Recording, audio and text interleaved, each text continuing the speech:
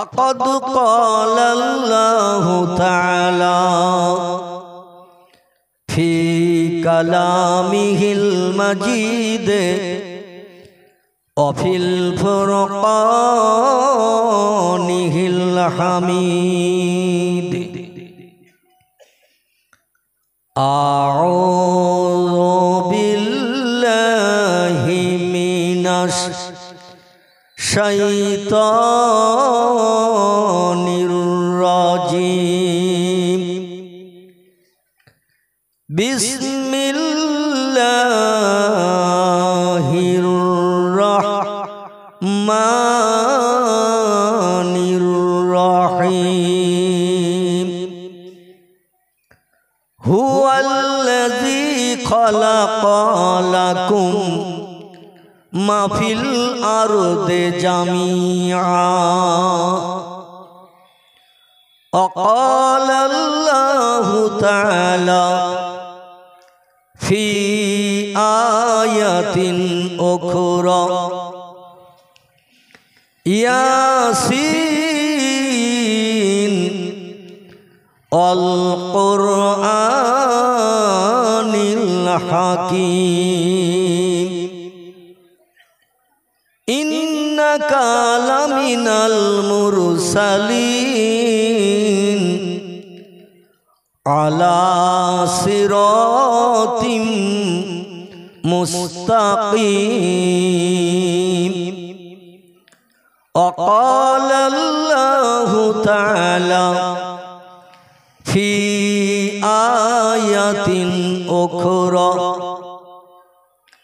والشمس والقمر بحسبان والنجم والشجر يسجدان وقال الله تعالى في آية أخرى رب المشرقين ورب المغربين فبأي آلاء ربكما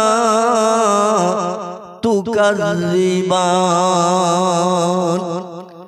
সকলে গলা ছেড়ে উচ্চ রবে প্রাণ খুলে আওয়াজ তুলে বলুন আল্লাহু আকবার। হয়নি বাচ্চারা, তোমরা একটু আওয়াজ তোলো। তোমাদের তো এখনো পেস্টিস টেস্টিস হয়নি, মান সম্মান যাবে না, তোমাদের আত্মসম্মানে বাধাও লাগবে না। যাদের বয়স 30-40-এর কোটা পেরিয়ে গেছে, আমি হাজার বললেও তাদের কণ্ঠের আওয়াজ অধমের কান পর্যন্ত আসবে না। তোমরা যখন বড় হবে তখন আর বলতে হবে না। এখন ছোট আছো, কেউ ফাঁকি দেবে না। তোমরা যদি আওয়াজ তোলো, চাচা দাদারা চুপ করে বসে থাকতে পারবে না, তারাও একটু অন্তত ঠোঁট নাড়বে। ঠিক না ভুল? আর ঠোঁট যদি চাচা দাদারা নাড়ে আল্লাহর নামের আওয়াজ তুলতে, তাহলে আওয়াজ আরো একটু বাড়বে না বাড়বে না? বাড়বে। আল্লাহ পাক সমস্ত সৃষ্টির ভিতরে এই মনুষ্য জাতিকে ইনসান জাতিকে তাম সৃষ্টির ভিতরে সেরা করে বানিয়েছেন। এজন্য আমরা খুশি না অখুশি? তাহলে খুশির একটু নমুনা দেখাতে হবে আল্লাহর নামের আওয়াজ তুলে আল্লাহু আকবার বলে। মুয়াজ্জিন যখন মসজিদে আযান ধ্বনি শুরু করে, প্রথম কি বলে? আলহামদুলিল্লাহ। তাহলে এখানে আপনাদের মনও আছে, দেহ আছে। আর যাদের দেহ রয়েছে এখানে, মন রয়েছে বাড়ির গোশের হাঁড়িতে, তারা কিন্তু আমার কথার প্রত্যুত্তর সঠিক দিতে পারবে না। আমি বলবো নেতাজি, তারা শুনবে পেঁয়াজি। আমি বলবো জ্যোতি বোস, তারা শুনবে তক্তগোস। মানে বলবো একরকম, শুনবে আর একরকম। যাদের মন আর দেহ এখানে থাকবে, সঠিক তথ্য শ্রোতার মুখ দিয়েও বার হবে, বক্তার মুখ দিয়েও বার হবে। ঠিক বললাম না ভুল বললাম? তাহলে যে আল্লাহ সমস্ত সৃষ্টির ভিতরে বাঘ, ভল্লুক, হাতি, সিংহ, গন্ডার, ইঁদুর, কুকুর, বিড়াল, সাপ, বিচ্ছু, ব্যাঙ, মাছি, মশা, পিপলিকা, কীটপতঙ্গ, জীবজন্তু যা কিছু বানিয়েছেন, সব সৃষ্টির ভিতরে সেরা কারা? সেরা মানুষ তো বটে, বরং বলুন আমরা। ঠিক না ভুল? আমরা তো সেই মনুষ্য জাতি। আমরা যখন সৃষ্টির সেরা হয়েছি, আমরা গরুর মতো কি হুম্বা করব, ছাগলের মতো প্যাপা করব, বিড়ালের মতো ম্যাও ম্যাও করব? তাহলে সৃষ্টির শ্রেষ্ঠ হতে পারবো? আমরা সৃষ্টির শ্রেষ্ঠ হতে পারবো না। পৃথিবীতে এই মানুষ ছাড়া যত সৃষ্টি আছে, এই আল্লাহু আকবার ধ্বনি এত সুন্দর আর কোন সৃষ্টি বলতে পারে? কেউ পারে না। তাহলে আল্লাহ যখন সৃষ্টি শ্রেষ্ঠ আমাদের করেছেন, শ্রেষ্ঠত্বের মর্যাদা এই মজলিসে আমরা বসে দেব। রাজি আছেন তো? আচ্ছা, এখানে যদি তাস খেলা হয়, কবার আল্লাহু আকবার বলে খেলা শুরু হয়। যদি এখানে ক্যারাম বোর্ড খেলা হয়, এধারে গুটি ওধারে, ওধারে গুটি এধারে, এইভাবে শুধু আপ ডাউন যদি করে, কবার সুবহানাল্লাহ পড়ে ক্যারাম বোর্ড খেলা শুরু হয়? কথা বলে। যেখানে ফুটবল খেলা হয়, সেখানে কবার কলেমা শরীফ পড়ে খেলা শুরু হয়? যেখানে ক্রিকেট খেলা হয়, কবার সেখানে আলহামদুলিল্লাহ বলে খেলা শুরু হয়? যেখানে ফাংশন হয়, নাচ ডান্স হয়, বিভিন্ন ধরনের নারীদের উলঙ্গ দেহ, পুরুষদের বিভিন্ন ধরনের আচরণ আখলাক, চোখের চাউনি, গালের মুস্কি হাসি দেখানো হয়, সেখানে কবার আল্লাহর নামে তাসবিহ পাঠ করা হয়? দুনিয়ার কোন জায়গায় হয় না, কেবলমাত্র এই বেহেশতের বাগানে আল্লাহর নামের জপ জিকির হয়। কথাটা ঠিক না ভুল? তাহলে এই মজলিসে আল্লাহর নামের জপ জিকির যদি আমরা না করি, আর কোন জায়গায় চায়ের দোকানে টেলিভিশন দেখার সময় পড়া হবে তো নাকি সুবহানাল্লাহ আলহামদুলিল্লাহ লা ইলাহা ইল্লাল্লাহ পড়া হবে? ও বেদের মেয়ে জোসনা না ধোসনা কি নাম আছে না, ওরই চেহারা দেখার একসানে পাগল হয়ে বসে থাকবে। কোনবার জবানে আল্লাহু আকবার ধ্বনি সুবহানাল্লাহ আলহামদুলিল্লাহ আসবে না। ঠিক বললাম না ভুল বললাম? তাহলে এবার একটু গলা ছেড়ে উচ্চ রবে সৃষ্টি শ্রেষ্ঠ জাতির মর্যাদা আমরা রক্ষা করতে রাজি আছি না নাই? একটু জোরে একবার আওয়াজ তুলুন, নারায়ে তাকবীর, নারায়ে তাকবীর। খেয়াঘাট মসজিদ প্রাঙ্গণের মহান ইসলামী জলসা, খেয়াঘাট মসজিদ প্রাঙ্গণের মহান ইসলামী জলসা, ওলামায়ে কেরামগণ, শ্রোতা মণ্ডলীগণ, নারায়ে তাকবীর, আলহামদুলিল্লাহ। এই যে গলা ছেড়ে চিন্তা ভাবনা মুক্ত হয়ে লজ্জা না পেয়ে আল্লাহর নামের আওয়াজ তুলেছেন, হাসরের মাঠে আল্লাহ আওয়াজটা যেন কম্পিউটার মেশিনে কোড করে রেখে আল্লাহু আকবার ধ্বনির আওয়াজ তোলার ইজ্জতে হিসাব নিকাশ বিহীন আল্লাহ যেন তার দয়ার জান্নাত, জান্নাতুল ফেরদাউস আপনাদের হালাল বানিয়ে দেন। একটু জোরে বলা যাবে না আমিন? وقال النبي صلى الله عليه وسلم من كان لله كان الله له كما قال عليه الصلاة والسلام وقال النبي صلى الله عليه وسلم بادروا بالأعمال فتنا كقطع الليل مظلم ويصبح الرجل مؤمنا ويمسي كافرا ويمسي مؤمنا ويصبح كافرا ويبيع دينه بعرض من الدنيا رواه مسلم। গলা ছেড়ে উচ্চ রবে চিল্লিয়ে আরেকটা বার বলুন আল্লাহু আকবার। আলহামদুলিল্লাহ।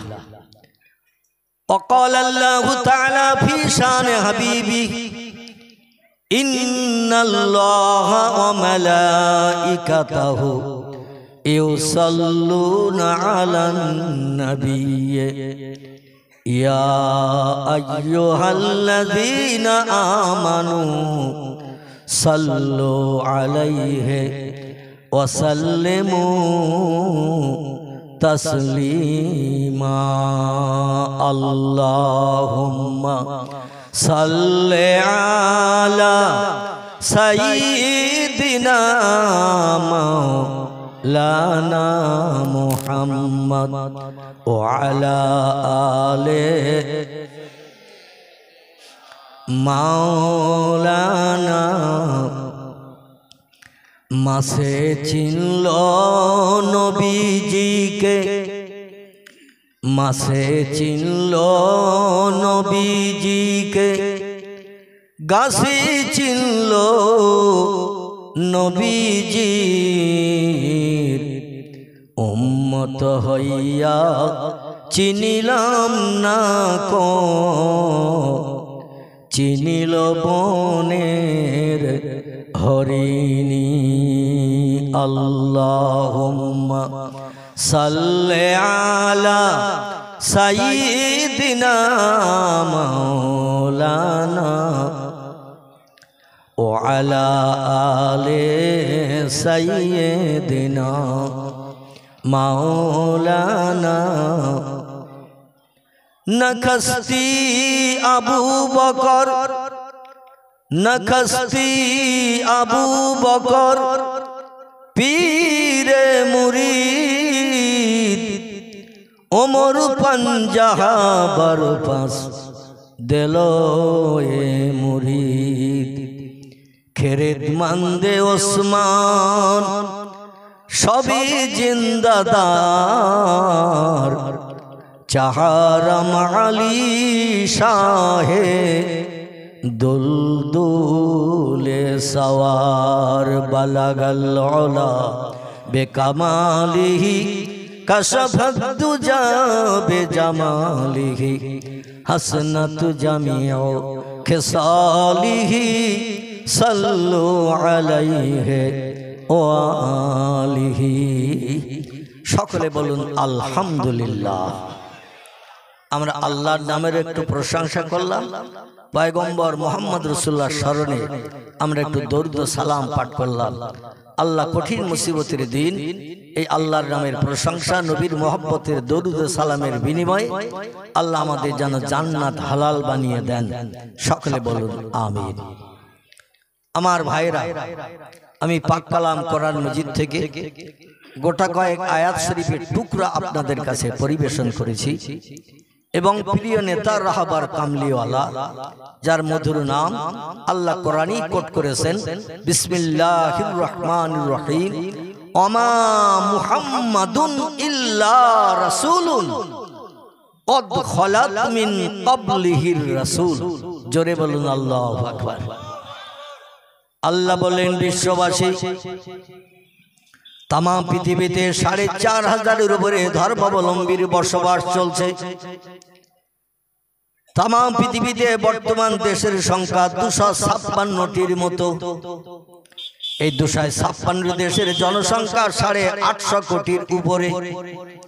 এই ৮৫০ কোটি মানুষের ভিতরে ধর্মের সংখ্যা চলছে ৪৫০০০-এর উপরে। প্রত্যেকটি ধর্মাবলম্বীদের একজন ধর্মীয় নেতা আছে না নাই? কম বেশি আমরা এই পশ্চিম বাংলার মানুষ কিছু ধর্মের নাম জানি এবং ধর্মীয় নেতারও নাম জানি। হিন্দু ভাইদের একজন ধর্মীয় নেতা আছে, নাম তার রামকৃষ্ণ পরমহংসদেব। বৌদ্ধদের একজন ধর্মীয় নেতা আছে, নাম তার গৌতম বুদ্ধ। ইহুদিদের একজন ধর্মীয় নেতা আছে, নাম তার মোজেস বা মুসা। খ্রিস্টানীদের একজন ধর্মীয় নেতা আছে, নাম তার ঈসা বা যিশু। শিখেদের একজন ধর্মীয় নেতা আছে, নাম তার মিস্টার গুরু নানক। আমাদের ধর্মীয় নেতা আছে না নাই? আছে। আমাদের ধর্মীয় নেতার নাম কে একটু গলা ছেড়ে বলুন। আমাদের ধর্মীয় নেতার নাম আসলে মনে এখানে নেই, মনে হচ্ছে খোকার মার্কার চলে গেছে, যার কারণে এত সুন্দর একটা প্রশ্ন রাখলাম আর সকলের মুখে প্রশ্নের উত্তর সবসময় বিড়বিড় করছে। ঠিক বললাম না ভুল বললাম? যে নেতার নাম আমাদের জবানে সবসময় বিড়বিড় করছে সেই নেতার নাম বলতো আমরা হাত রাখছি। কি নাম বলি? আল্লাহু আকবার। আল্লাহ বলছেন, ওমা মুহাম্মাদুন ইল্লা রাসূলুন। মুহাম্মদ নামধারী একজন ব্যক্তিকে আমি রসুল করে, প্রফেট করে, মেসেঞ্জার করে, পথ প্রদর্শক করে, বার্তা বাহক হিসাবে দুনিয়ার শান্তি পরকালের মুক্তির দিশারি বানানোর জন্য একজন ব্যক্তিকে আমি সর্বশেষে পৃথিবীতে পাঠিয়েছি। খাতামান নবিয়্যিন। আল্লাহ কোরআনে তথ্য কোট করেছেন তিনি হলেন পয়গম্বরদের শেষ, মহামানবদের শেষ, মেসেঞ্জারদের শেষ, পথ প্রদর্শকদের শেষ।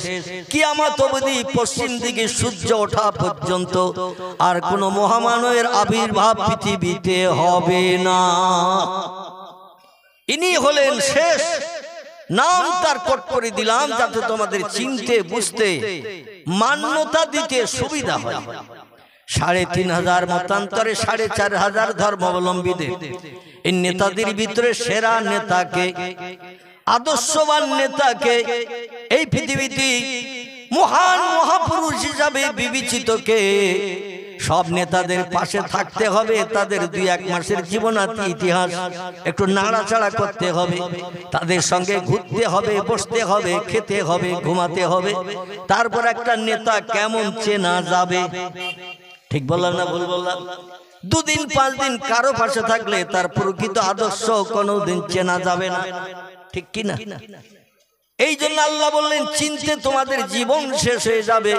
৪,৫০০ ধর্মাবলম্বী নেতার ভিতরে কোন নেতাটা সেরা, কে শ্রেষ্ঠ মহামানব, কে সেরা আদর্শবান পুরুষ, এক এক করে যদি ২-১ মাস করে প্রত্যেক নেতার পিছনে সময় দাও, ৮৭ বছরে বুড়ো হয়ে মারা যাবে। সব নেতার আদর্শ তুমি দেখার সুযোগ পাবে না, জানার সুযোগ পাবে না, যাচাই করার সুযোগ পাবে না।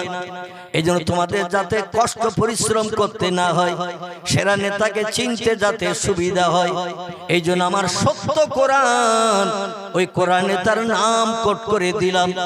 আল্লাহ কোরআনে রামকৃষ্ণ পরমহংস দেবের নাম লেখেনি, বুদ্ধ দেবের নাম লেখেনি, গুরু নানকের নাম লেখেনি, মহাবীরের নাম লেখেনি, আচার্য কেশবচন্দ্রের নাম লেখেনি, যীশু খ্রিস্টের নাম লেখেনি, মোজেসের নাম লিখেনি। আমার বাইরে আল্লাহর নাম লিখে দিয়েছেন একজন ব্যক্তির, তার নাম হলো মুহাম্মাদুর রাসূলুল্লাহ। জোরে বলুন একটু সুবহানাল্লাহ। ও বিশ্ববাসী, আমি মুহাম্মদ নামধারী একজন ব্যক্তিকে রসুল করে, প্রফেট করে, মহামানব করে, মেসেঞ্জার করে, পথ প্রদর্শক হিসাবে, বার্তা বাহক হিসাবে শান্তির বার্তা তোমাদের কাছে পৌঁছে দেওয়ার জন্য একজন ব্যক্তিকে পৃথিবীতে পাঠালাম। আরবি ভাষায় আমার কোরআনে তার নাম কোট করে দিলাম মুহাম্মাদুর রাসূলুল্লাহ। জোরে বলুন একটু সুবহানাল্লাহ। আমার ভাইরা, স্যার রাধাকৃষ্ণ সর্বপল্লী বলছেন, we can not Denny that the conception of brotherhood in Islam transcends all barriers of race and nationality, a feather which does not character any other religions. জোরে বলুন একটু মারহাবা। ডক্টর রামনারায়ণ শাস্ত্রী বলছেন, I can assure them that Hindustan will become Islamistan in the near future. Make Hindustan into Islamistan is my message to the Indian Muslims. It is the key to the solution of all Indian ills. জোরে বলুন একটু মারহাবা। Doctor Manabendranath Roy বলছেন, learning from the Muslim Europe become the leader of modern civilisation. ভারতের হিন্দু ভাইদের ঘরের কীর্তি সন্তান। মুসলমানদের নাম বলবো না, মুসলমানদের নাম বললে হয়তো কিছু ভিন ধর্মাবলম্বীরা বলবে যে মোল্লাদের নামে তো বাহবা দেবে, ভালো ভালো কথা বলবে, এই জন্য ভিন ধর্মাবলম্বীদের কথা বলছি। পাঞ্জাবিদের ধর্মীয় নেতা যিনি, নাম তার মিস্টার গুরু নানক, তিনি বলছেন, সাধু সমাজকারক ব্রাহ্মণ গাজী পীর ও কুতুবগণ অশেষ উপকার করাইতে পারবেন যদি তারা ইসলামের নবীর প্রতি একটু ভক্তি ভরে দরুদ শরীফ পাঠান। জোরে বলা যাবে কি একটু সুবহানাল্লাহ? আর একটু জোরে বলুন মারহাবা।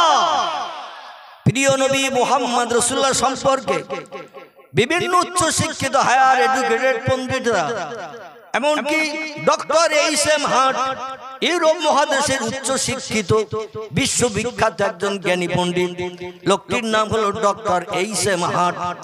তিনি একটি বই লিখেছেন, বইটির নাম দিয়েছেন ইংরেজিতে, ইংরেজির নাম হলো দ্য 100। কি নাম বললাম? বইটির নাম হলো দ্য 100, মানে 100। 100 নামের একটা বই লিখেছেন তিনি। তাম পৃথিবীতে দামি দামি মানুষ যারা হাজার হাজার লক্ষাধিক মানুষের ভিতর থেকে ছাঁটাই করে বাছাই করে 100 জন মানুষের জীবনী তার ভিতরে লিপিবদ্ধ করেছেন বইটার নামের মর্যাদা রক্ষার জন্য। তা বইটির নাম দিয়েছেন 100।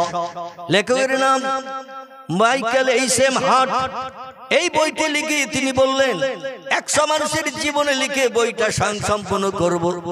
এই বইয়ের ভিতরে ভালো ভালো মানুষের জীবনে লিখব, মানুষ পড়ে তাজ্জব হয়ে যাবে কোন ব্যক্তি পৃথিবীতে কেমন ছিল। এখন বই শুরু করার সময় ধন্দে পড়ে গেলেন ডক্টর এইসএম হার্ট। যিশুর জীবনী প্রথম লিখব না আমি মোজেসের জীবনী প্রথম লিখব, না রামকৃষ্ণ পরমহংসদেবের জীবনী প্রথম লিখব, না মহাবীরের জীবনী প্রথম লিখব, আচার্য কেশবচন্দ্রের জীবনী প্রথম লিখব, না গুরু নানকের জীবনী দিয়ে প্রথম বই স্টার্ট করব। এই চিন্তা ভাবনা নিয়ে শুরু করলেন দাড়ি পাল্লায় এক একজনের জীবনী নিয়ে ওজন করা। যার পাওয়ার মর্যাদা সম্মান পৃথিবীতে অধিক তার জীবনীটা দিয়ে প্রথম বইটা শুরু করলে বইয়ের মর্যাদা রক্ষা হবে, বইয়ের দাম রক্ষা হবে। এইভাবে প্রত্যেকটি ব্যক্তির জীবনী নিয়ে দাড়ি পাল্লায় ওজন করতে শুরু করলেন। ওজন করতে করতে একজন ব্যক্তির দাড়ি পাল্লার মণিকাটাটা সব থেকে বেশি ঝুঁকে গেল। তিনি অন্য কেউ নয়, রামকৃষ্ণ পরমহংসদেব নয়, বুদ্ধদেব নয়, চৈতন্যদেব নয়, গুরু নানক নয়, মহাবীর নয়, আচার্য কেশবচন্দ্র নয়, মোজেস নয়, যিশু নয়, সক্রেটিস নয়, বালক ব্রহ্মচারী নয়। তিনি হলেন মক্কার জ্যোতি, মদিনার বাতি, আব্দুল্লাহ তনয়, আমিনার নয়নের মনে। তার নামটাকে একটু জোরে বলে। আপনাদের নামের আওয়াজ আমার কানে খুব ভালো লাগেনি, আমি মনে করছিলাম আরো একটু উচ্চ আওয়াজ আমার কানে লাগবে। আচ্ছা, আজকে তাবারুক খারাপ আছে না ভালো আছে? হ্যাঁ, ভালো। তার তাবারুক যখন ভালো আছে আওয়াজ তো সেই হিসেবে একটু ভালো হওয়া উচিত। নবীর নাম যদি বেহেশতের বাগানে আমরা বলতে কুণ্ঠাবোধ করি, কবরে পরীক্ষা এসে বলবেন মান নবীও কা, এটা বলবে না বলবে না?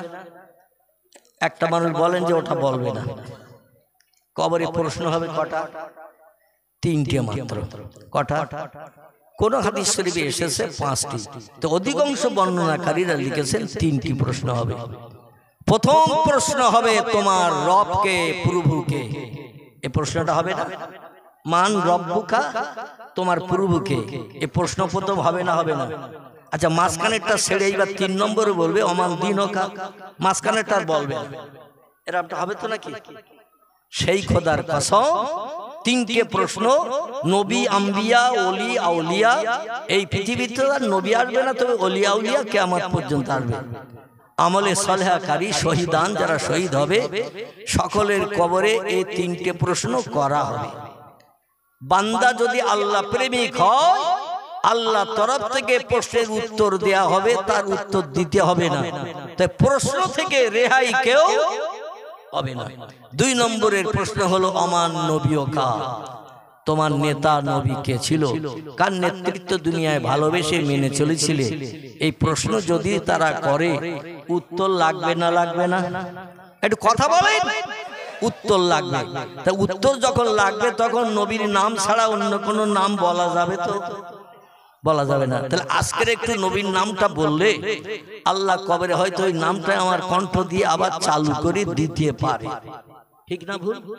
তাহলে যে নবী তাম পৃথিবীর হাজার হাজার মানুষের ভিতর থেকে সেরা মানুষ হিসাবে বিবেচিত হওয়ার কারণে ডক্টর এইসএম হার্ট যার জীবনী দিয়ে প্রথম বই লেখা শুরু করলেন, তার নাম হলো আমাদের সাইয়্যিদুল আম্বিয়া, রাহমাতাল লিল আলামিন, খাতামান নবিয়্যিন, শাফিয়াল মুজনাবিন, রাহিতুল আশিকিন, মুরাদুল মুস্তাকিন, সিরাজুস সালিকিন, মিসবাহুল মুকাররাবিন, জাদ্দুল হাসান আল হুসাইন, আবিল কাসিম, যার মধুর নাম মুহাম্মাদুর রাসূলুল্লাহ।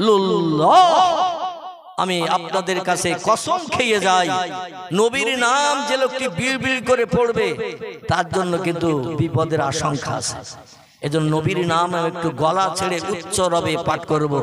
এতে যদি আমাদের প্রাণও যায় আমরা রাজি আছি না নাই? আলহামদুলিল্লাহ।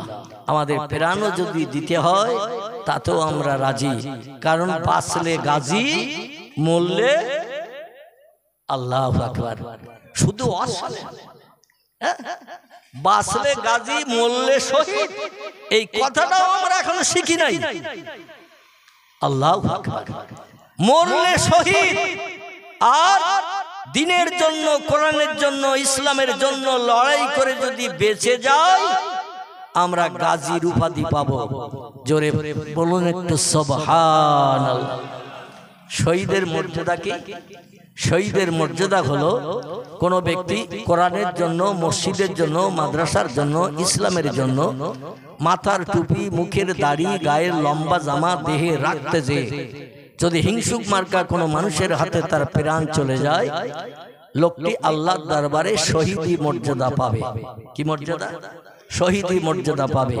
আর এই শহীদি মর্যাদাকারীদের প্রথম ফ্যাসিলিটি শুনুন, দুনিয়ার যত মানুষ মারা যাচ্ছে ওলি আউলিয়া গৌস কুতুব নকিব আবদাল শহীদ ছাড়া আর যত দলের মানুষ আছে আমলে সালেহাকারী নামাজি পরেজগার মুসল্লি ইমানদার মোমেন, সবার মরণের পরে নতুন কাপড়ের কাপড় পরাতে হয়। ঠিক না ভুল? গোসল করিয়ে জীবনের শেষ কাপড়টা সেলাইবিহীন নতুন কাপড় পরাতে হয়। কিন্তু যারা আল্লাহর রাস্তায় প্রাণ দেবে, পয়গম্বর সরাসরি নিজেই জানিয়ে দিয়েছেন ওদের কোনো নতুন কাফনের কাপড় দেওয়ার দরকার নাই। যে কাপড় পরিহিত অবস্থায় মৃত্যুবরণ করেছে, দেহের রক্ত জামা কাপড়ে মেখে ভিজে আছে, ওই রক্ত মাখা জামা কাপড়ই তারে কবর দাও, নতুন কোনো কাফনের কাপড় দিতে হবে না, এমনকি গোসল পর্যন্ত করানোর দরকার হবে না। জোরে বলুন সুবহানাল্লাহ। আরে কি মর্যাদা আল্লাহ দিয়েছেন শহীদকে। দুনিয়ার পানি দিয়ে গোসল করাতে হবে না। আল্লাহ প্রয়োজনে হযরতে হানজালার মতো তার লাশকে জান্নাতি ফেরেশতা দিয়ে কাউসারের পানি দিয়ে আল্লাহ গোসল করিয়ে দেবে।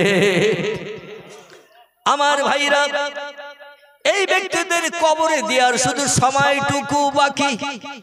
কবরে লাশ দাফন করে দিলে আল্লাহ তরফ থেকে পরীক্ষকেরা যখন কবরে আসবে প্রশ্ন করবে, মান রব্বুকা ওমান নবিয়ুকা ওমান দীনুকা। আল্লাহ বলবেন, ফেরেশতারা আমার বান্দা শান্তির ঘুমাচ্ছে, শান্তির বিছানায় আমার বান্দা ঘুমাচ্ছে, ঘুম ভাঙিও না, কোন প্রশ্ন বান্দার কাছে করিও না, উত্তর আমি আল্লাহ দিয়ে দিচ্ছি। হযরত রাবিয়া বসরি নাম শুনেছেন? যদিও তথ্যটা না দিলে হচ্ছে না, তাই দিচ্ছি আমার বক্তব্য অন্যদিকে। পয়গম্বর মুহাম্মদ রাসূলুল্লাহ সম্পর্কে বক্তব্য, তথ্যটা এইটুকু একটুখানি দিচ্ছি এই জন্য কারণ কবরের কথা এসেছে। তাই রাবিয়া বসরির জীবনীতে লেখা, এই রাবিয়া বসরি যখন ইন্তেকাল করলো, মারা গেল, কিছু আল্লাহওয়ালা মানুষ কবরের পাশে যে দাঁড়িয়ে বাহ্যিক চোখ দুটো বন্ধ করে অন্তরের চোখটা চালিয়ে কবরের ভিতরে নজর করছে, যাকে ইলমে লাদুন্নি বলা হয়, ইলমে মারিফাতি তত্ত্ব অবলম্বনকারী বলা হয়। আমার ভাইরা, অন্তরের চোখ যারা খুলে নিয়েছে, অন্তরের কান পৃথিবীতে থাকতে যারা খুলে নিয়েছে, এই রকম কিছু ব্যক্তি তার কবরের পাশে দাঁড়িয়ে আছে, বাহ্যিক চোখ বন্ধ করে অন্তরের চোখ কবরে চালিয়েছে। লাশ দাফন হয়ে গেছে, লোকজন লাশ দাফন হয়ে গেলে কবরের স্থানে থাকে আর কেউ থাকে? লাশ দাফন হয়ে গেলে লোকজন বাড়ির দিকে প্রত্যাবর্তন করে ফিরে যায়। সব লোকজন চলে গেছে, পাহাড়ের উপরে রাবিয়া বসরির কবর করা হয়েছে। লোকজন যখন চলে গেল, তিরমিজি শরীফের হাদিস, আল্লাহর পয়গম্বর বলছেন 40 কদম মানুষের যখন লাশ দাফন করে বাড়ির দিকে প্রত্যাবর্তন করে, কবরে দুইজন পরীক্ষক এসে হাজির হয়ে যায়। এসেই বলে, কুম বিইজনিল্লাহ ইয়া আব্দুল্লাহ, ও আল্লাহর বান্দা, আল্লাহর বান্দি, কে তুমি ঘুমিয়ে আসো? কারণ মরণের পরে মানুষ চির ঘুমিয়ে ঘুমায় না। মরণের পরে জেগে থাকে কেউ, কথা বলে কেউ, খেতে চাই কেউ, সব তার জন্য বন্ধ।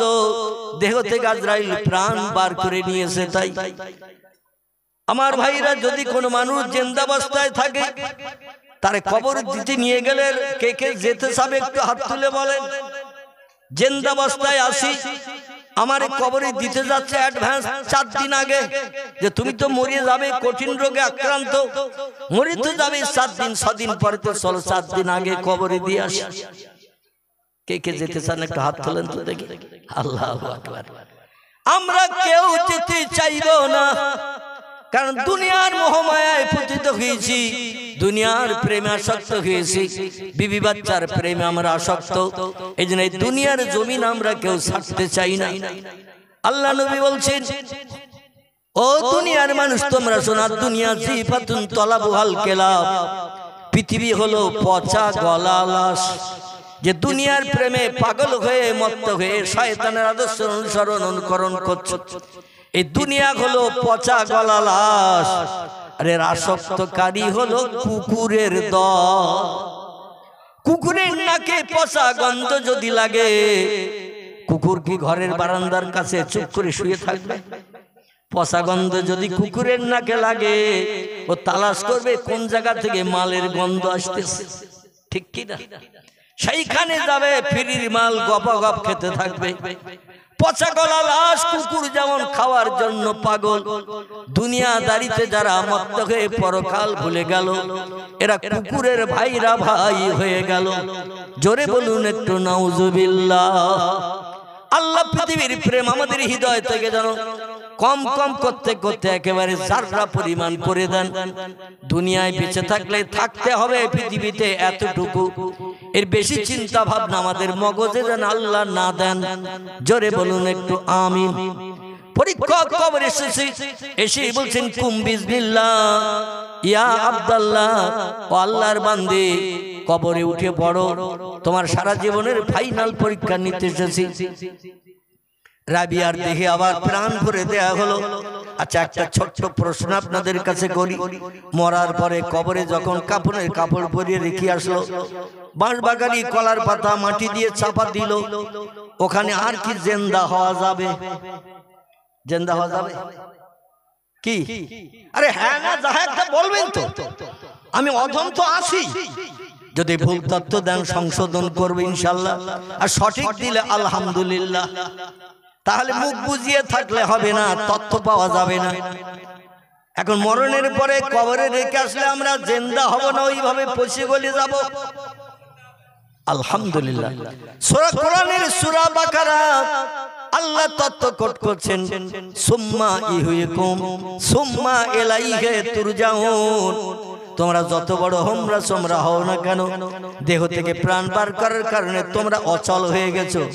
কবরে আবার যখন আপনজন রেখে আসবে, সুম্মা ইহয়িকুম, তোমাদের আবার জিন্দা করা হবে। জোরে বলুন একটু আমিন। যে লোকটা বিশ্বাস করবে না, সে লোকটি হলো বেঈমান। কি মান? সে লোকটি হলো বেঈমান, আর বেঈমানের ঠিকানা হলো জাহান্নাম। সরাসরি কথা। এই জন্য আল্লাহর কোরআনে আল্লাহ বলছেন, সুম্মা ইহয়িকুম, তোমাদের আবার জিন্দা করা হবে। জিন্দা করা হয়ে সারা জীবনের ফাইনাল পরীক্ষা নেওয়া হবে। 3টি প্রশ্ন উত্তর দিতে পারলে কিয়ামত পর্যন্ত শান্তিদাম জান্নাতের বাগানে থাকতে পারবে। 3টি প্রশ্নের উত্তর দিতে যদি না পারো, তাহলে যতদিন পশ্চিম আকাশে সূর্য উদয় না হবে, ততদিন তোমার কবরটা জাহান্নামের একটা গর্ত হবে। দাউ দাউ করে গরম হাওয়া চলবে, দগ্ধ করবে, পিপাসায় কাতর হয়ে থাকতে হবে, চিল্লাতে হবে। দুনিয়ার চতুষ্পদ জন্তুরা কীট পতঙ্গরা বুঝতে পারে, মানুষের জিন জাতি আমরা বুঝতে পারি না। জোরে বলুন একটু আমিন। রাবিয়া যখন জিন্দা হয়ে গেল, পরীক্ষকদের এই পাওয়ার দেওয়া হয়েছে, কবরে আসলে যেই বলবে কুম বিসমিল্লাহ, সঙ্গে সঙ্গে ফেরেশতাদের এমন পাওয়ার, সঙ্গে সঙ্গে মরা মানুষ জিন্দা হয়ে কবরে ঠেলে উঠে বসবে। আমার ভাইরা, এই ঠেলে উঠে বসার পরে পরীক্ষকরা এবার প্রশ্ন করছে, মান রব্বুকা ওমান নবীকা ওমান দীনুকা। প্রতিদিন যে প্রশ্ন করে সেই প্রশ্ন রাবিয়ার কাছে শুরু করে দিয়েছে। রাবিয়া বলছেন মানান্তা মাসমুকা ইয়াকি, তোমরা কারা, তোমাদের নাম পরিচয় কি আগে বলো। আচ্ছা, দুনিয়ার কোন দেশের মানুষ পরীক্ষকেরা প্রশ্ন করতে আসলে এমনটা জিজ্ঞাসা কেউ করেছে? দুনিয়ার কোন মানুষ এমন জিজ্ঞাসা কেউ করেনি, তোমরা কারা, তোমাদের পরিচয় কি, তোমাদের নাম কি। এই প্রশ্ন পৃথিবীর কোন দেশের মানুষ করেনি, একজন মানুষ করেছেন এই প্রশ্ন।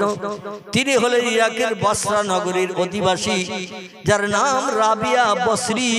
জোরে বলুন একটু সুবহানাল্লাহ। পরীক্ষকেরা বলছে এ আবার কি সর্বনেশ, আমরা এসেছি প্রশ্ন করতে, শিক্ষক পরীক্ষক, আর উনি হলেন পরীক্ষার্থী। মাধ্যমিক চলছে না, মাধ্যমিক পরীক্ষা চলছে না, মাধ্যমিক পরীক্ষা চলছে।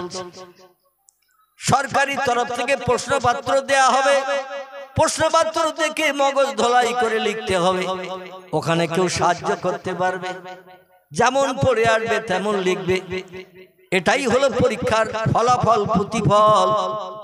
রাবিয়া উল্টো প্রশ্ন করছেন, আমি প্রশ্নের তোমাদের উত্তর পরে দেব, আগে আমার প্রশ্নের উত্তর দাও, তোমরা কারা, তোমাদের নাম পরিচয় কি। ওরা বলছেন নাহানু মালাইকা, আমরা আল্লাহর ফেরেশতা। বলে মা ইসমুকি, নাম কি বলো। বলে ইসমি মুনকির, ইসমি নকির। আমাদের দুইজনের নাম, একজনের নাম মুনকির, একজনের নাম নকির। রাবিয়া বলছেন মা হালুকে, কি জন্য তোমরা এসেছো, মা আখবারুকে, কি খবর, কি জন্য এসেছো। বলে আমরা সব মানুষের কবরে আসি মরণের পর, পরীক্ষা জিজ্ঞাসা করি, তাই প্রথম প্রশ্ন করলাম মান রব্বুকা, তোমার প্রভুকে। উত্তর দাও। সঠিক উত্তর যদি দিতে পারো আল্লাহু রাব্বি, তাহলে প্রথম প্রশ্নের উত্তর সঠিক হলো, পরীক্ষায় তুমি ফার্স্ট ক্লাস, ফার্স্ট হলে। উত্তর দাও। রাবিয়া বলছেন তোমরা এসেছো কোথা থেকে। বলে আমরা এসেছি আসমান থেকে, এলা সামা, আমরা আসমানের উপরে থাকি। আল্লাহ যখন হুকুম করেন আমরা ইসমে আজম পাঠ করে ডানা মেলে জমিনে নামি। জোরে বলুন একটু সুবহানাল্লাহ। আল্লাহর আসমানে থাকি, আল্লাহ যখন কোন হুকুম করেন ওয়ায়াফআলুনা মা ইউমারুন, আল্লাহ যখন কোন হুকুম আমাদের করে আমরা একটু চিন্তা ভাবনাও করি না, আল্লাহর হুকুম মানলে আমাদের লাভ হবে না লস হবে, এই চিন্তাও পর্যন্ত আমরা করি না। কারণ আমাদের খাওয়া নাই, পেশাব নাই, পায়খানা নাই, ঘুম নাই, স্বামী স্ত্রী মিলন নাই, বাচ্চা কাচ্চার চিন্তা নাই। আমরা সর্বদাই দৈনন্দিন 24 ঘন্টা আল্লাহর হুকুমের মান্যতা দেওয়ার জন্য অপেক্ষায় থাকি। জোরে বলুন সুবহানাল্লাহ। তো বলছি এসেছো কোথা থেকে। বলে সামা, আসমান থেকে এসেছি। বলে আসমান থেকে কোথায় এসেছো। বলে আপনার কবরে এসেছি ফাইনাল পরীক্ষা নেওয়ার জন্য। রাবিয়া বলছেন তোমরা আসমান থেকে পৃথিবীর কবরে এসেছো পরীক্ষা নিতে, আর আমি কোথায় আসি তোমরা জানো। বলে হ্যাঁ, তুমি যে জমিনে বসবাস করেছিলে দীর্ঘদিন, তোমার দেহ থেকে আজরাইল প্রাণ বার করেছে, তাই জমিনের মাটির তলে তোমার কবর দিয়েছে, তাই আমরা তোমার পরীক্ষা নিতে এসেছি। রাবিয়া বলে আমি কতটা মাটির তলায় আছি। বলছে 3 হাত কি 2.5 হাত। এক কথায় মেয়েদের বুক সমান, ছেলেদের নাভি সমান। এরকম গর্ত করা হয়তো নাকি, ছেলেদের নাভি সমান, মেয়েদের একটু বুক সমান গর্ত করা, কারণ মেয়েরা হাইটে শর্ট, ছেলেদের থেকে মেয়েরা হাইটে শর্ট, এই জন্য ওদের বুক সমান গর্ত করলেই মোটামুটি ছেলে মেয়েদের কবর প্রায় একই রকম গর্ত, বরং একটু বেশি গর্ত হয় নাকি। রাবিয়া বলছেন আমি ছিলাম জমিনে, এসেছে 3 হাত কি 3.5 হাত মাটির তলায়, আর তোমরা ছিলে সেই আসমানে, সেইখান থেকে লক্ষ লক্ষ মাইল পথ ভ্রমণ করে এই পৃথিবীর জমিনে এসে গেছো। আমার ডিস্টেন্স বেশি না তোমাদের ডিস্টেন্স বেশি। বলছে আমরা বহু পথ অতিক্রম করে এসেছি। বলে তোমরা বলো তামাম সৃষ্টির মালিক কে। ওরা বলছেন তামাম সৃষ্টির মালিক হলো আল্লাহু রাব্বি, আমার মহান প্রভু আল্লাহ হলেন সব সৃষ্টির মালিক। জোরে বলুন একটু সুবহানাল্লাহ। রাবিয়া বলছে এত দূরের পথ অতিক্রম করে এসেছো, তোমরা মালিকের নাম এখনো ভুলনি, আর আমি কেবল 3.5 হাত মাটির তলায় জমিন থেকে এসেছি, আমি কি আল্লাহর নাম ভুলে গেছি নাকি। প্রশ্ন বুঝেছেন? বলছে আমি এই 3 হাত মাটির তলায় ঢুকলাম, এইটুকু পথ অতিক্রম করলাম, এতে কি আমি আল্লাহর নাম ভুলে গেছি? এ ফেরেশতারা, তোমরা একটু ডানা মেলে ইসমে আজম পাঠ করে উড়ে যাও। আমি উত্তর দিলে উত্তর আল্লাহর কাছে গ্রহণীয় হবে কিনা জানি না, বরং আমি আল্লাহর কাছ থেকে একটু শুনে এসো। জোরে বলা যাবে না একটু সুবহানাল্লাহ? আমি আল্লাহর কে আমার কাছে জিজ্ঞাসাবাদ না করে আল্লাহর কাছে একটু শুনে এসো। আল্লাহর কোন আপনজন আমি আছি? ফেরেশতারা বলে তো সাংঘাতিক প্রশ্ন, আল্লাহর কাছে জানতে হবে। উনি বলেন না, তাহলে আমার আর উত্তর দিতে হবে না, আল্লাহই উত্তরটা সঠিক দিয়ে দেবে। জোরে বলুন সুবহানাল্লাহ। আল্লাহর সঙ্গে একত্বতা, প্রেম, মহব্বত, ভালোবাসা রাবিয়ার কত গাঢ়তর থাকার কারণে উনি বললেন, যে মালিকের নাম শুনতে এসেছো, আমার কাছে মালিকের নাম না শুনে মালিকের কাছে যে জিজ্ঞাসা করো, আমি মালিকের কে? জোরে বলুন একটু সুবহানাল্লাহ। ফেরেশতারা বলছে যুক্তিটা খারাপ না, এখানে আর কথা বলা সম্ভব হবে না, চল ইযহাব, বেরিয়ে চল। মাহবুদের দরবারে আমরা জিজ্ঞাসা করি যে বান্দির কবরে পাঠিয়েছো, বান্দি উল্টো প্রশ্ন ছুড়ে দিয়েছে। এখন আল্লাহ ওই বান্দিটার আপনি চেনেন নাকি? বান্দি এইরকম একটা জিজ্ঞাসা করেছে আমাদের। ফেরেশতারা ইসমে আজম পাঠ করে ডানা মেলে উড়ে গেলেন। আমার ভাইরা সিদরাতুল মুনতাহা পর্যন্ত যে ওখান থেকে টেলিফোন করলেন, আওয়াজ করলেন, ইলহাম করলেন, মাহবুদ রে, এরকম বান্দির পাল্লায় জীবনে পড়িনি। প্রশ্ন করি, কেউ উত্তর দিতে পারে, কেউ বা দেয় না, গ্যাংড়াতে থাকে। কিন্তু এই বান্দি এমন চটপটে বান্দি, আমাদের প্রশ্ন করার আগে প্রশ্ন ছুড়ে দেয়, যাতে আমাদের প্রশ্নের উত্তর দেওয়ার দরকার না হয়। জোরে বলুন সুবহানাল্লাহ। আপনার বান্দি জিজ্ঞাসাবাদ করতে আমাদের পাঠিয়ে দিয়েছেন, যে বান্দির কাছে আমাদের পরীক্ষা নিতে পাঠিয়েছেন, ওই বান্দিরে আপনি কি চেনেন নাকি? আল্লাহ বলছেন নাম, ইয়া আইয়ুহাল মালায়েকা, ও ফেরেশতারা, হা হা হা, ও বান্দিরে আমি যেমন চিনি, বান্দি আমাকেও তেমন চেনে। ওই বান্দির কবরে আর প্রশ্ন জিজ্ঞাসা করতে হবে না, বান্দি আমার, আমি বান্দির। মান কানা লিল্লাহি কানাল্লাহু লাহু, যে লোকটি আল্লাহর আপন হয়ে যায়, আল্লাহ সেই বান্দা বান্দির আপন হয়ে যায়। যাও তার কবরে জান্নাতে নাজ নেমাত ভরে দিয়েছো, বান্দিকে শান্তির ঘুমে ঘুমানোর সুযোগ দাও, কোন ডিস্টার্ব যেন তার কবরে কিয়ামত পর্যন্ত না হয়। জোরে বলুন সুবহানাল্লাহ। কয়েকজন আল্লাহওয়ালা মানুষ উপরে দাঁড়িয়ে দাঁড়িয়ে দৃশ্য দেখে বলছে আল্লাহু আকবার, আল্লাহু আকবার। হায় রে, এমন তাজ্জব দৃশ্য আমরা জীবনে কোনোদিন দেখি নাই। জোরে বলুন সুবহানাল্লাহ। আল্লাহ যেন ওই রকম বান্দি, ওই রকম বান্দাদের তালিকায় আমাদের নামগুলো নথিভুক্ত করে নেন। সকলে বলুন আমিন। এই তালিকায় আমাদের নাম লিখতে গেলে পৃথিবীর সেরা মহামানবের জীবন আদর্শ আমাদের বাস্তব জীবনে রূপদান করে চলতে হবে না? হবে না? রাবিয়া কার জীবন আদর্শ বাস্তবে মেনেছিল? কথা বলেন। রাবিয়া কার জীবন আদর্শ মেনেছিল? আল্লাহর হুকুম মানা আর জীবন আদর্শ মানা হলো মুহাম্মাদুর রাসূলুল্লাহ। ঠিক বললাম না ভুল বললাম? তথ্যগুলো আগে বুঝবেন, তারপরে উত্তর দেবেন। আল্লাহর হুকুম মানতে হয় আর মুহাম্মদ রাসূলুল্লাহর আদর্শের অনুসরণ অনুকরণ করতে হয়। এটা হলো আমাদের কর্তব্য। আল্লাহ পাক আল্লাহওয়ালা, আল্লাহ প্রেমিক, আল্লাহ ভক্ত মানুষদের জীবন আদর্শ আমাদের জীবনের সঙ্গে বাকি জিন্দগি মেনে চলা তৌফিক দান করুন। সকলে বলুন আমিন। ডক্টর রামনারায়ণ শাস্ত্রী বলছেন, আই ক্যান শিওর, আমি নিশ্চিত রূপে বলতে পারি, দেম দ্যাট হিন্দুস্তান, এই ভারতবর্ষ হিন্দুস্তান, উইল বিকাম ইসলামিতান, আবার একদিন ইসলামী রাষ্ট্রে পরিগণিত হবে। বিশ্ব নবীর জীবন আদর্শ সারা দেশের মানুষের জীবনের সঙ্গে প্রতিফলিত হবে। জোরে বলা যাবে কি একটু সুবহানাল্লাহ? ইন দ্য নিয়ার ফিউচার, সেদিন আর খুব বেশি বাকি নাই, সেদিন আর খুব বেশি বাকি নাই। অদূর ভবিষ্যতে খুব তাড়াতাড়ি এই ভারতবর্ষের জমিনে বিশ্ব নবী মুহাম্মদ রাসূলুল্লাহ জীবন আদর্শ মানুষের জীবন চরিত্রের ভিতরে প্রতিফলিত হবে। কারণ পৃথিবীতে যদি কোনো শ্রেষ্ঠ ধর্ম থাকে সে ধর্মটির নাম হলো ইসলাম। হিন্দু ধর্ম শ্রেষ্ঠ নয়, জৈন ধর্ম শ্রেষ্ঠ নয়, শিখ ধর্ম শ্রেষ্ঠ নয়, ইহুদি ধর্ম শ্রেষ্ঠ নয়, খ্রিস্টান ধর্ম শ্রেষ্ঠ নয়। কোল, ভিল, নাগা, খাসা, মুন্ডা, আর্য, অনার্য, আদিবাসী, সাঁওতালি থেকে শুরু করে যত ধর্ম পৃথিবীতে আছে, আল্লাহ বললেন ইন্নাদ-দীনা ইনদাল্লাহিল ইসলাম। জোরে বলুন একটু আল্লাহু আকবার। আল্লাহ বলছেন বর্তমান একবিংশ শতাব্দীর যুগে ৪৫০০০ উপরে ধর্ম পৃথিবীতে বিদ্যমান। ধর্মীয় নিয়ম কানুন, আইন কানুন মানুষ মেনে চলে, ধর্মীয় নেতার জীবন আদর্শ ফলো করে চলার চেষ্টা করে।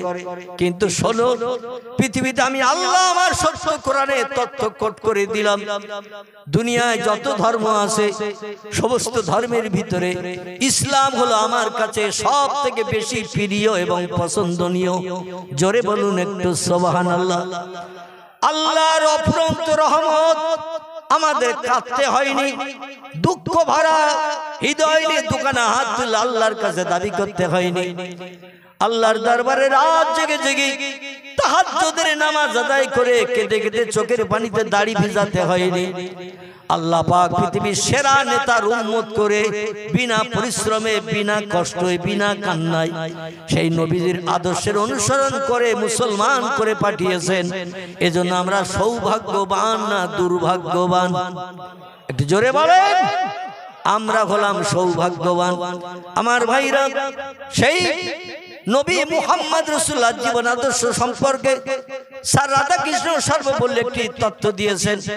তিনি বলছেন উই ক্যান নট ডেনি, আমরা এই কথা কোনোদিন অস্বীকার করতে পারি না, মিথ্যা বলে সম্বোধন করতে পারি না।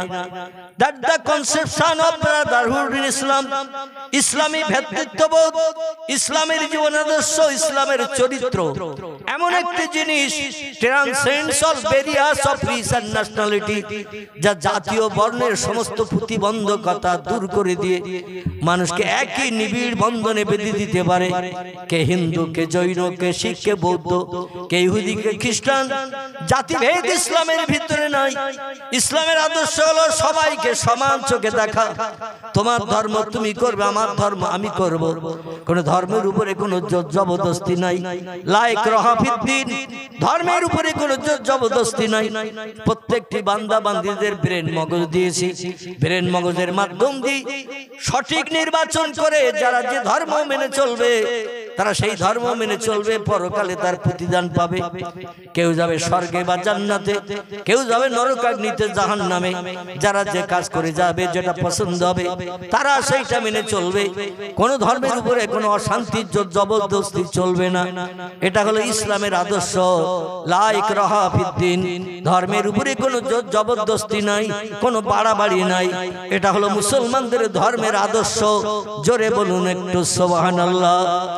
এই জন্য স্যার রাধাকৃষ্ণ সর্বপল্লী বলছেন, a feather which does not character any other religion. বর্তমান পৃথিবীতে ৪৫০০০-এর উপরে ধর্ম বিদ্যমান, কিন্তু অধিকাংশ ধর্ম নিয়ে রিসার্চ করে গবেষণা করি আমি স্যার রাধাকৃষ্ণ সর্বপল্লী দেখেছি ইসলামের সমতুল্য আদর্শ, ইসলামের সমতুল্য চরিত্র এনি আদার রিলিজিয়ন পৃথিবীর আর কোন ধর্মের ভিতরে খুঁজলে পাওয়া যাবে না। ইসলাম হলো সোনায় সোহাগা সাদা কাপড় মার্কা, এই কাপড়ের গায়ে কোনো কলঙ্কের দাগ নাই। জোরে বলুন একটু সুবহানাল্লাহ। শুধু তাই নয়, ডক্টর মানবেন্দ্রনাথ রায় বলছেন, learning from the Muslim Europe became the leader of modern civilization. ও বিশ্ববাসী তোমরা শোনো, আমি অক্সফোর্ড বিশ্ববিদ্যালয় থেকে এমএ ফার্স্ট ক্লাস ডিগ্রি নিয়ে ভারতের কীর্তি সন্তান ভারতে ফিরে এসেছি। ভারতের রেকর্ড বুকে আমার নামটা লিপিবদ্ধ হয়েছে উচ্চ শিক্ষিতের তালিকায়। আমি একটি তথ্য জনগণকে না দিয়ে আর পাচ্ছি না।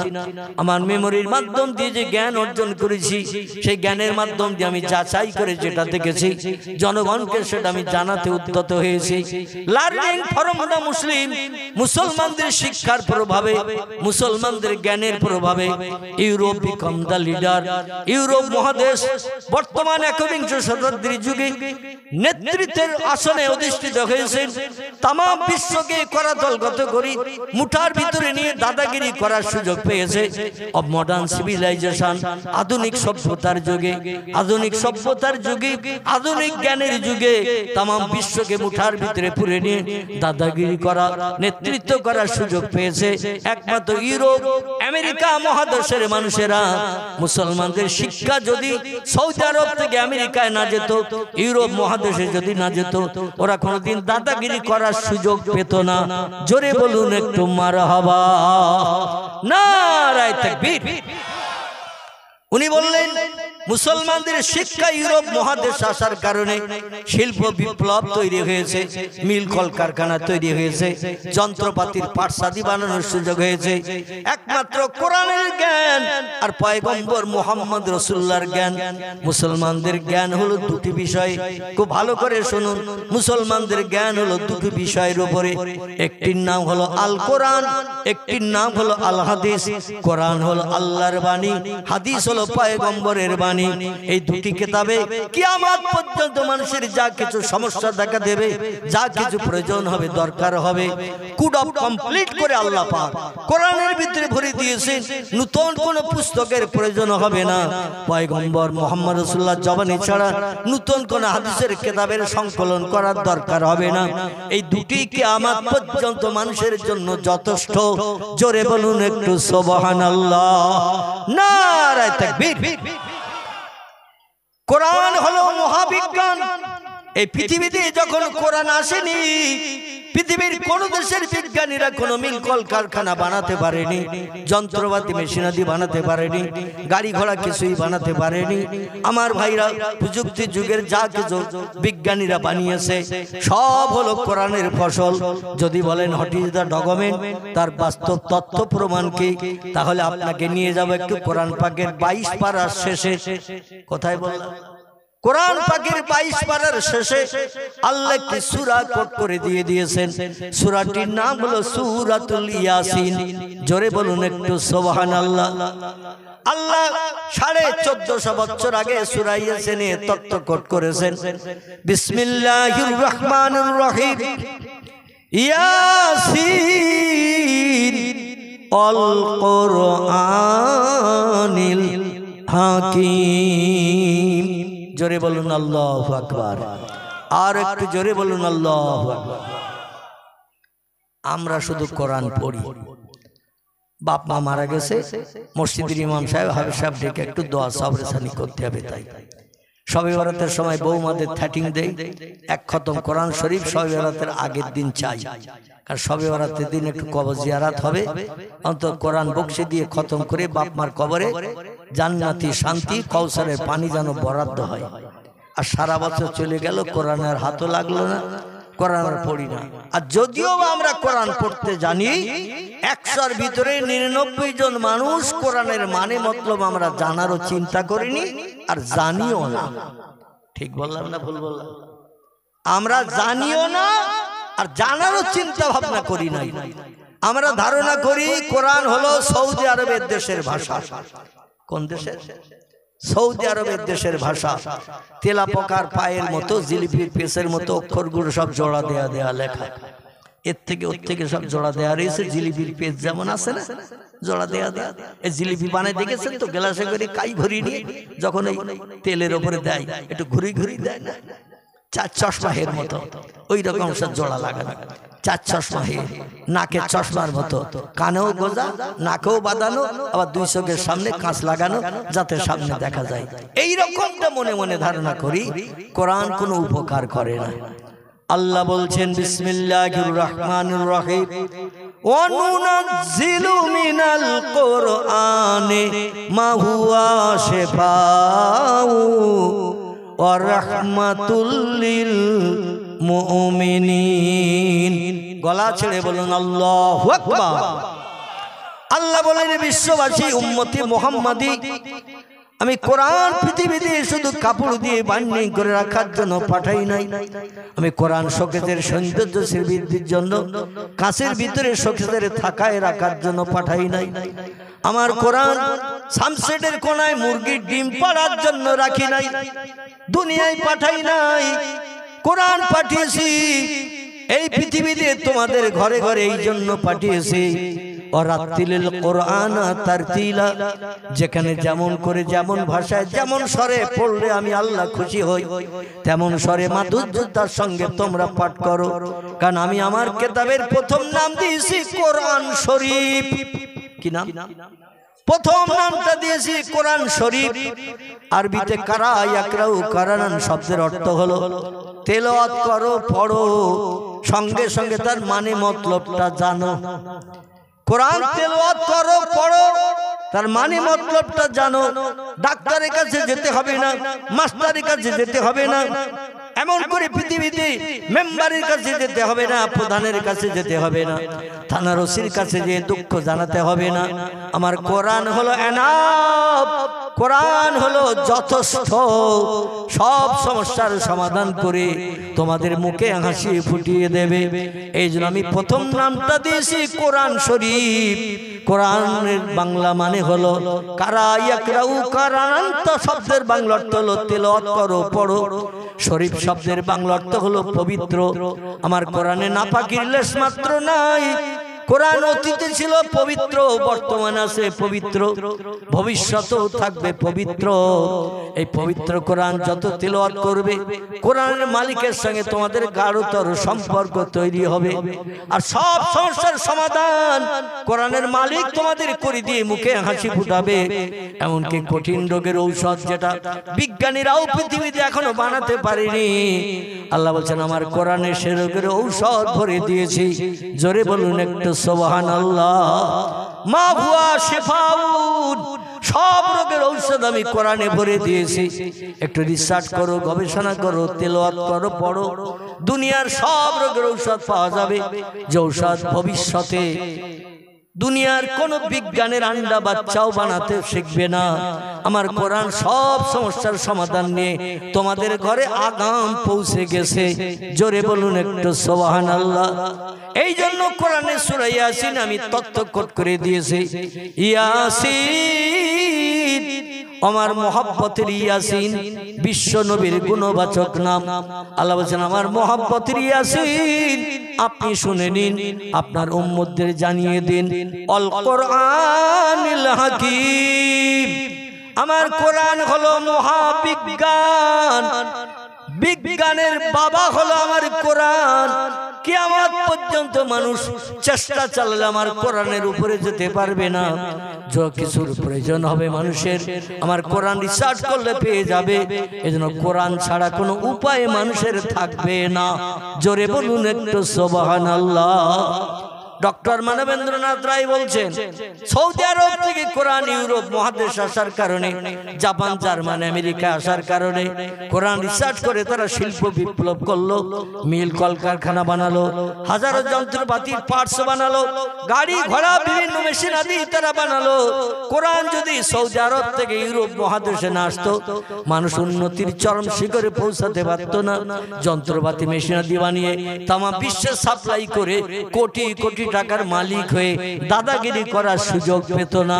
জোরে বলুন একটু সুবহানাল্লাহ, নারায়ে তাকবীর। তবে বিশ্ববাসী শোনো, সেই কোরআনের মালিক আমি আল্লাহ। আমি আল্লাহ, আমার বাণী কোরআন। মনে মনে যেন ধারণা করিও না আমার সব জ্ঞান কোরআনের ভিতরে ভরা, নাউজুবিল্লাহ। এবং ধারণাটা যেন তোমরা করিও না আমার ব্রেন মগজের জ্ঞান কিছুটা কোরআনে ভরে দিয়ে তোমাদের ঘরে পাঠিয়েছি সফলতা অর্জনের জন্য, সমস্যা সমাধানের জন্য। কোরআনের জ্ঞান ছাড়া আরো বেশি জ্ঞান আমি কোরআনের মালিক আমার আছে। একটু জোরে বলুন নারায়ে তাকবীর। আমি মালিক, কোরআনের জ্ঞান ছাড়া আরো বেশি জ্ঞান আমি আল্লাহ আমার আছে। তোমাদের যে জ্ঞানের প্রয়োজন সেই জ্ঞানের কথাগুলো কোরআনে ভরে দিয়েছে। আল্লাহ কোরআনেও তত্ত্বকট করে দিয়ে দিচ্ছেন, ওমা উতিতুম মিনাল ইলমি ইল্লা কালিলা। ও বিশ্ববাসী তোমরা শুনে নাও, রিসার্চ করে গবেষণা করে যত মিল কলকারখানা বানিয়েছো, যন্ত্রপাতি বানিয়েছো, পাটসাদি বানিয়েছো, গাড়ি বাড়ি বানিয়েছো, এমন করে এরোপ্লেন বানিয়েছো, রকেট বানিয়েছো, স্কুটর বানিয়েছো, হেলিকপ্টার বানিয়েছো, পাতাল রেল বানিয়েছো, সাগরের পানিতে চলার জন্য জলজাহাজ বানিয়েছো, যা কিছু বানিয়েছো সব আমার কোরআনের ফসল। আর যে জ্ঞানের মাধ্যম যেগুলো তোমরা বানিয়েছো এই জ্ঞান কিন্তু শেষ নয়। ওমা উতিতুম মিনাল ইলমি, তোমাদের মগজে যে জ্ঞান দিয়েছি, ইল্লা কালিলা, আমি আল্লাহ আমার জ্ঞানের কাছে তোমাদের জ্ঞান সামান্যতম। জোরে বলুন একটু সুবহানাল্লাহ। বেশি জ্ঞান আমি দিই নাই, বেশি জ্ঞান তোমাদের দিই নাই, সামান্য একটুখানি জ্ঞান দিয়েছি।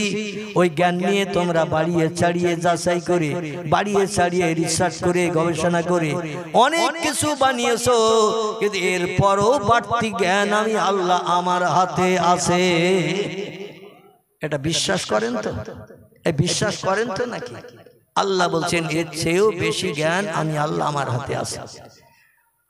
তাফসীরে বিজিলালিল কোরআন নামক একটি তাফসীরের কিতাব, লেখকের নাম আল্লামা কুতুব রাহমাতুল্লাহ আলাইহি, তিনি তাফসীরের কিতাবে লিপিবদ্ধ করেছেন, ও দুনিয়ার মানুষেরা তোমরা শোনো, আল্লাহ পাক রব্বুল আলামিন সব থেকে জ্ঞানের অধিক জ্ঞান এই পৃথিবীতে আসমান জমিনে চন্দ্র সূর্য গ্রহ নক্ষত্র সাগর সলিল পাহাড় পর্বত ফেরেশতাকুল থেকে শুরু করে জিন ইনসান কীট পতঙ্গ জান্নাতের হুর গেলেমান থেকে শুরু করে তাফসীর কারকেরা তাফসীরে লিখেছেন সব থেকে শ্রেষ্ঠ জ্ঞান হলো আল্লাহ সুবহানাহু তাআলা।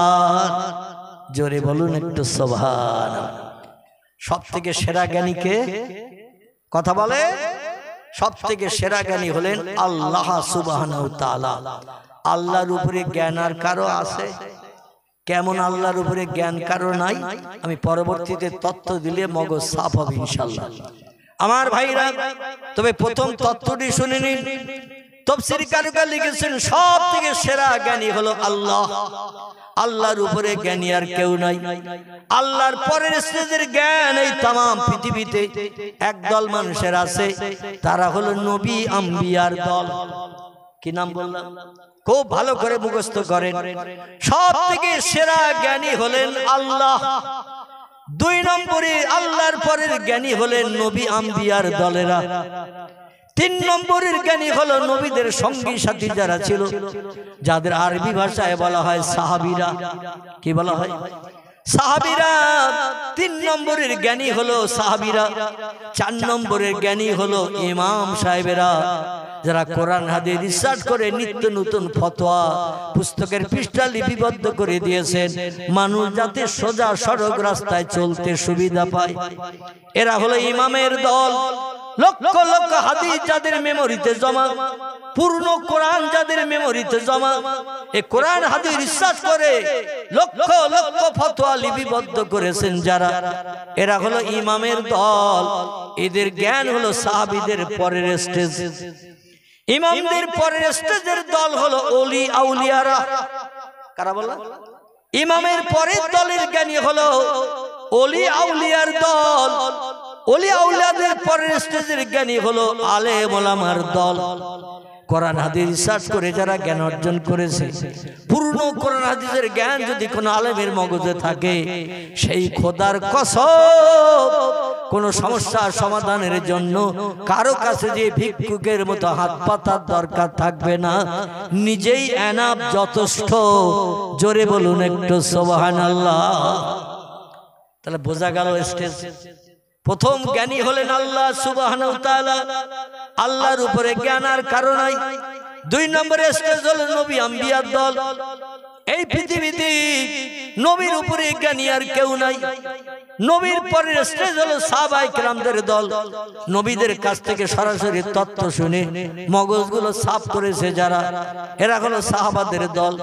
সাহাবাদের পরের স্টেজ হলো ইমাম সাহেবের দল, ইমামেরা যারা কোরআন হাদিস বিশ্বাস করে, লক্ষ লক্ষ ফতোয়া মানুষকে চলার পথে সুবিধা করে দিয়ে দিয়েছেন, চলার পথের সুবিধা, যাতে কুপথগামী না হয়, খারাপ কাজে না যায়, জাহান্নামী না হয়।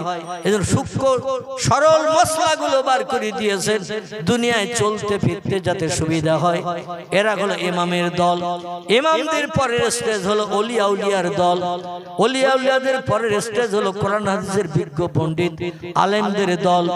আলেমদের পরের স্টেজ হলো বিজ্ঞান, দর্শন, ইঞ্জিনিয়ার, ডাক্তার, মাস্টার, আরো যত দলের মানুষ আছে পৃথিবীতে, তারা সব আলেমদের পরের স্টেজের দল। জোরে বলা যাবে কে একটু সুবহানাল্লাহ?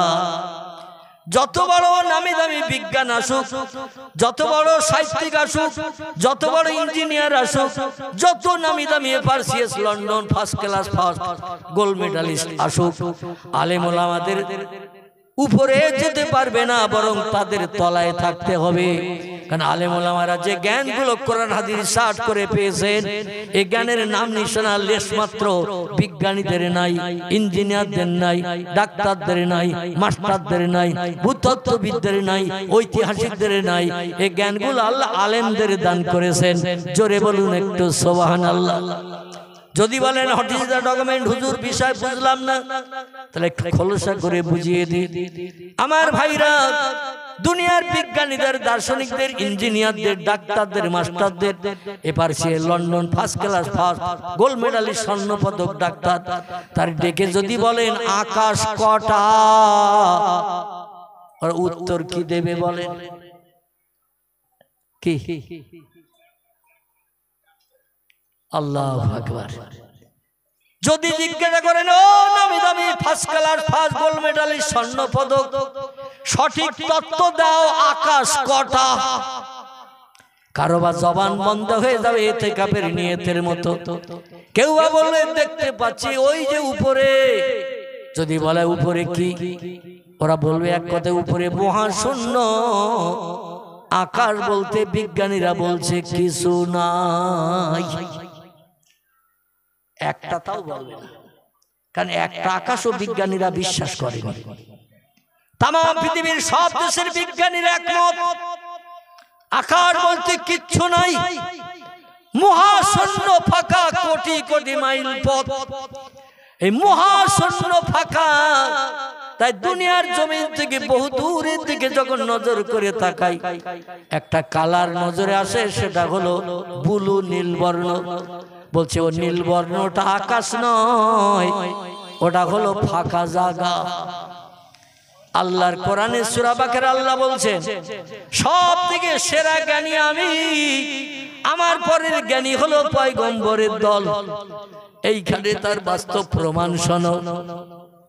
হুয়াল্লাযী খালাকা সাবআ সামাওয়াতিন তিবাকা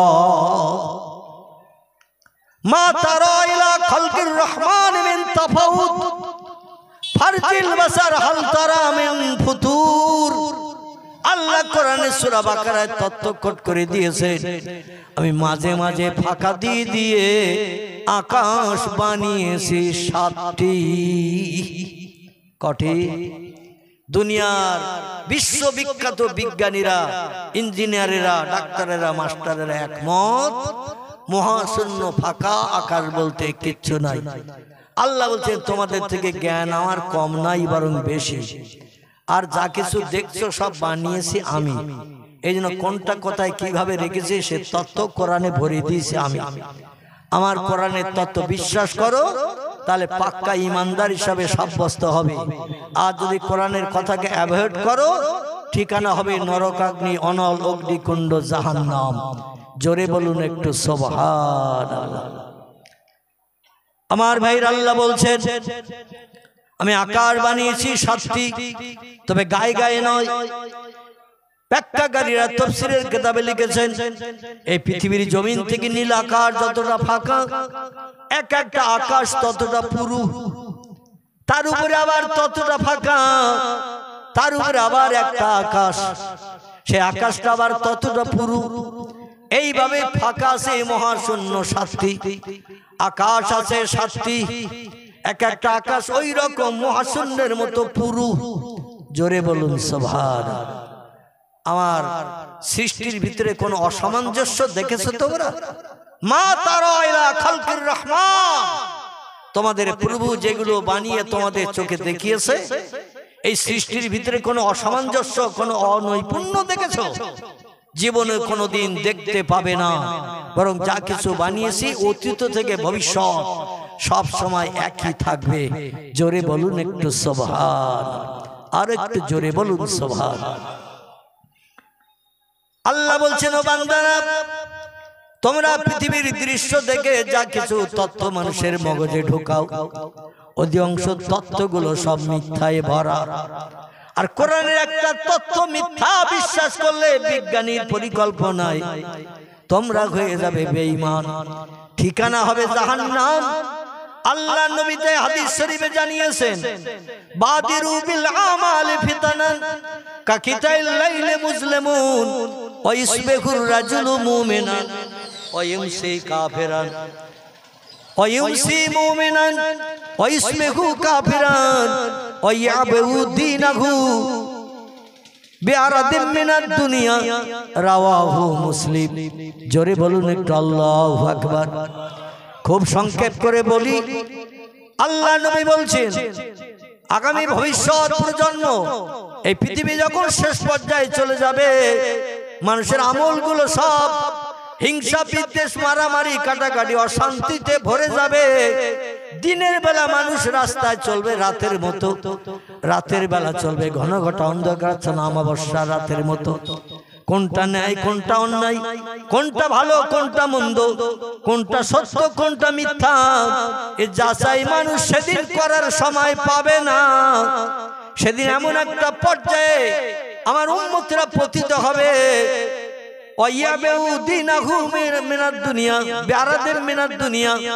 আল্লাহ নবী বলছেন সেদিন মানুষ ধর্মকেও বেঁচে খাবে, দুনিয়াবি অর্থ সম্পদ টাকা পয়সার মোহে পড়ে। আল্লাহ নবী বলছেন, ইসবিহুর রাজুলু মুমিনান, একটা মুসলমান সকালবেলা কলেমা পড়ে ঈমান এনে মুসলমান হবে, ওয়া ইউমসি কাফিরান, সন্ধ্যাবেলা এমন কাজ করবে এমন কথা বলবে ঈমানের লেশমাত্র তার দেহে থাকবে না, লোকটা কাফেরে পরিগণিত হয়ে যাবে। ওয়া ইউমসি মুমিনান, সন্ধ্যাবেলা এরকম ভালো ভালো মজলিসে বসে কলেমা পড়ে তওবা করে মুসলমান হবে। সকালবেলা ঘুম থেকে উঠে জবানে এমন কথা বলবে এমন মন্তব্য করবে ঈমান হাওয়ায় উড়ে বেরিয়ে যাবে, লোকটা কাফের হিসাবে বিবেচিত হবে। সেদিন মানুষেরা ধর্মকেও বেঁচে খাবে, দুনিয়াবি অর্থ সম্পদের মোহে পড়ে। সেদিনটা আমার উম্মতের জন্য সামনে আসছে। জোরে বলুন একটু নাউজুবিল্লাহ।